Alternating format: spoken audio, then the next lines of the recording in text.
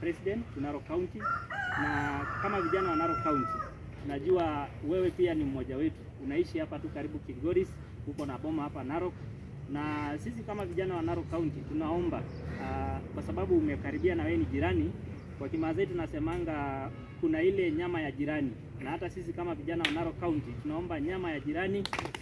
Na this time hii nyama ya jirani, kwa sababu naona kama wasee washapata hiyo nyama ya jirani, sisi kama vijana hiyo nyama ya jirani bwana president sisi bado hatujapata, na tunaomba nyama ya jirani ya vijana ya Narok County, na tutakuwa pamoja. Nikimalizia naomba vijana wote wa Narok, wakati president anakuja Narok, tutoke kwa wingi tumkaribishe, na pia tusimame na hii serikali ya broad based government, na pia Narok County government napongeza kwa kazi nzuri wanafanya kupanga hii visit ya president.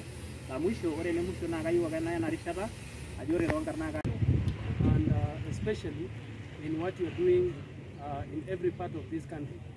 And today we are here to tell you that on 6th and 7th we will be hosting you in Narok County, and therefore we are requesting that you take it from us that there is no anything that is going to hinder you from coming to Narok County, because as the youth of Narok County we are one. And we are also saying that as you come, we are requesting for opportunities, because we know that you are going to launch different projects. Mmoja wa viongozi wa Narok County, tuko hapa kukaribisha Your Excellency the President. Tunasema karibu sana Narok. Sisi kama vijana tumejitokeza kusema karibu sana Narok tarehe 6 na tarehe 7.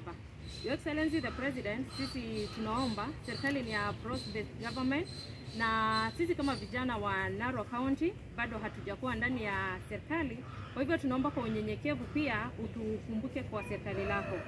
Ya pili, Your Excellency the President, tunaomba utupe platform tuweze kuinteract na wewe one on one. Sisi kama youth wa Narok tupe nafasi kuinteract na wewe one on one, tukwambie yale yenye tuko nayo.